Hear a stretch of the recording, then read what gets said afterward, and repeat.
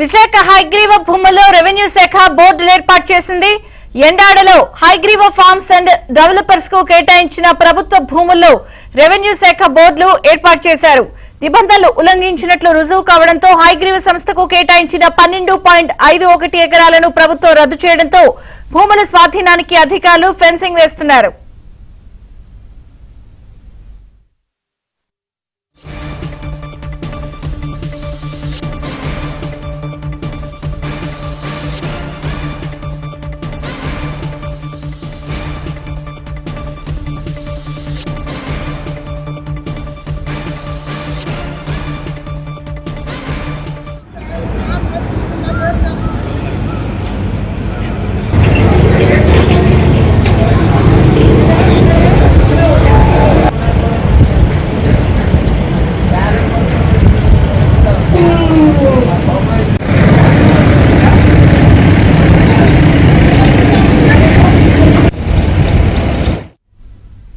ఇప్పటికే హైగ్రీవ సంస్థ కేటాయించిన 12.51 ఎకరాలను ప్రభుత్వం రద్దు చేసింది. అలాగే ఆ భూముల్లో రెవెన్యూ శాఖ బోర్డులను ఏర్పాటు చేసింది.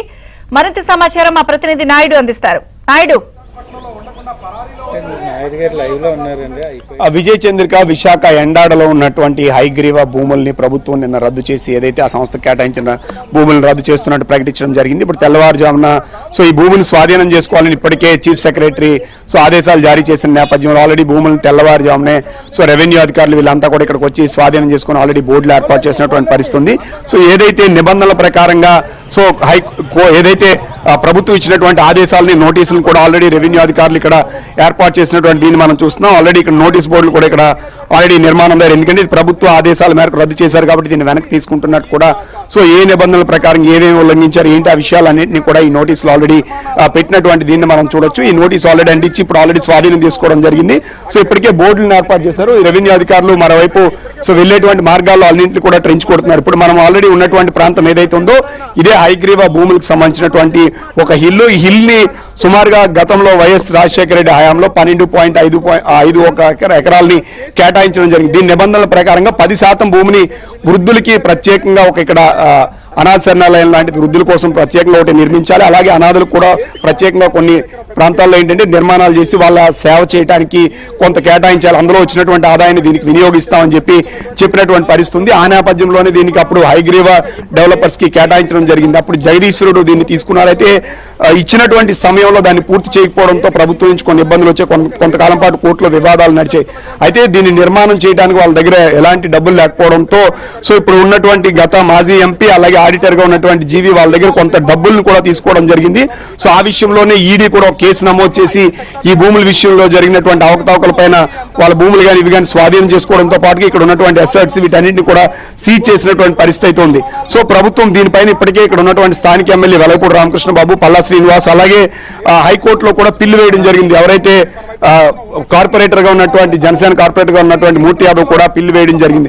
దీనిపైన కోర్టులో ఒకవైపు కోసి నడుస్తున్న నేపథ్యంలో ప్రభుత్వానికి కూడా దీనిపైన అనేక ఫిర్యాదులు వచ్చి అసెంబ్లీలో కూడా దీనిపైన కూడా చర్చ జరిగిన నేపథ్యంలో ప్రభుత్వం ఈ నిర్ణయం తీసుకున్నట్టు తెలుస్తుంది. ప్రధానంగా ప్రభుత్వం చెప్పినటువంటి దీని ప్రకారంగా కానీ మనం చూసినట్లయితే ఇందులో ఏదైతే వృద్ధులకి అన్ని విధాల న్యాయం చేయడానికి ఏర్పాటు చేస్తామని చెప్పినటువంటి దీంట్లో ప్రతి చోట కూడా అడుగడుగున ఉల్లంఘనలు జరిగాయి.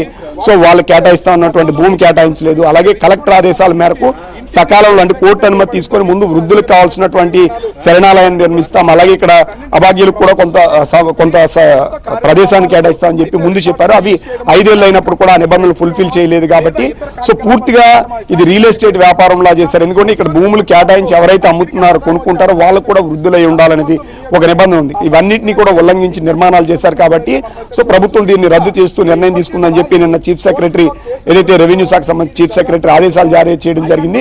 తెల్లవారుజామునే ఆల్రెడీ రెవెన్యూ అధికారులు వీళ్ళంతా కూడా ఆల్రెడీ ఇక్కడికి రావడం నోటీసులు అంటించడంతో పాటు భూమిని స్వాధీనం చేసుకున్నటువంటి పరిస్థితి ఉంది. ఇప్పుడు పోలీసులను కూడా ఆల్రెడీ ఇక్కడ ఏర్పాటు చేసి లోపలికి ఎవరిని కూడా అనుమతించినటువంటి పరిస్థితి అయితే కనిపిస్తుంది. ఆల్రెడీ బోర్డులను ఏర్పాటు చేస్తారు. లోపలికి వెళ్లకుండా అటు ఒకవైపు ఇంకో మార్గం వైపు అయితే ట్రెంచ్ ని ఆల్రెడీ కొట్టడం జరిగింది. మరోవైపు ఫెన్సింగ్ కూడా వేసి పూర్తి స్థాయిలో ప్రభుత్వ ఆధీనంలోకి తీసుకునేందుకు అయితే ప్రస్తుతం ప్రయత్నాలు అనేవి జరుగుతున్నాయి. దీన్ని ప్రస్తుతం అయితే మాత్రం బ్రహ్మాజీ అలాగే జీవిగా ఉన్నటువంటి ఆడిటర్ వీళ్ళిద్దరూ నిర్మాణం చేస్తున్నారు. అయితే దీనికి గతంలో 5 కోట్ల రూపాయలు ఒకసారి సాయం చేస్తారని అప్పుడు ఉన్నటువంటి మాజీ ఎంపీ ఎంవివి సత్యనారాయణ చెప్పడం జరిగింది. సో దీంట్లో డబ్బులు నేరుగా పెట్టారు కాబట్టి వెనకెండ ఉండి ఇదంతా కూడా అతనే నిర్మాణం చేస్తున్నారనేది ప్రధానంగా ఉన్నటువంటి ఆరోపణలు. అయితే ఇక్కడ నిర్మాణం సంబంధించినంత వరకు కూడా బ్రహ్మాజీ, ఆడిటర్ జీవిగా వీళ్ళిద్దరు ప్రధానంగా ఇందులో వాటాదారులుగా ఉండి ఈ జగదీశ్వరుడు దగ్గర దీన్ని తీసుకున్నటువంటి పరిస్థితి. అయితే జగదీశ్వరుడు సో నన్ను బెదిరించి ఇబ్బంది పెట్టి తీసుకున్నారని గతంలో ఒక ఆడియో రిలీజ్ చేయడం దాంతో కలకలం రేగింది. దీనిపైన ఆల్రెడీ ఇక్కడ ఆర్లో పోలీస్ స్టేషన్ లో కూడా ఒక ఫిర్యాదు చేశారు. సో ఇదంతా ఒక పెద్ద వివాదంలో రావడం, దీనిపైన గతంలో వచ్చినట్టు ఫిర్యాదుల నేపథ్యంలో ఈడీ కూడా ఈ భూముల వ్యవహారంలో జరిగిన లావాదేవీల విషయంలోనే సో అప్పుడు మాజీ ఎంపీ ఎంవివి సత్యనారాయణ అలాగే జీవి ఆడిటర్ తో పాటు ఇటు జగదీశ్వరుడు, బ్రహ్మాజీ వీళ్ళందరి దగ్గర కూడా సోదాలు నిర్వహించి కొంత అసెట్స్ ని సీజ్ చేయడం కూడా జరిగింది. ఆ విషయాలను ఆల్రెడీ ఈడీ నేరుగా వెల్లడించినటువంటి పరిస్థితి ఉంది. ఇప్పుడు ప్రభుత్వం కూడా సో ఇక్కడ విరుద్ధంగా, నిబంధనలకు విరుద్ధంగా, కేటాయింపుకు విరుద్ధంగా ఇవి నిర్మాణాలు చేపట్టారు. ఇక్కడ రియల్ ఎస్టేట్ వ్యాపారం జరుగుతుంది కాబట్టి ప్రభుత్వం దీన్ని రద్దు చేస్తుంది. సో దీన్ని స్వాధీనం పరచుకోవాలని చెప్పి నేను కలెక్టర్కి ఆదేశాలు ఇవ్వడం జరిగింది. ప్రస్తుతం ఎవరైతే రెవెన్యూ అధికారులు ఆల్రెడీ వచ్చి సో బోర్డులు పాతడంతో పాటు స్వాధీన పరిచయ ప్రక్రియ అనేది కొనసాగిస్తున్నటువంటి పరిస్థితి కనిపిస్తుంది. విజయచంద్రిక. Thank you Naidu.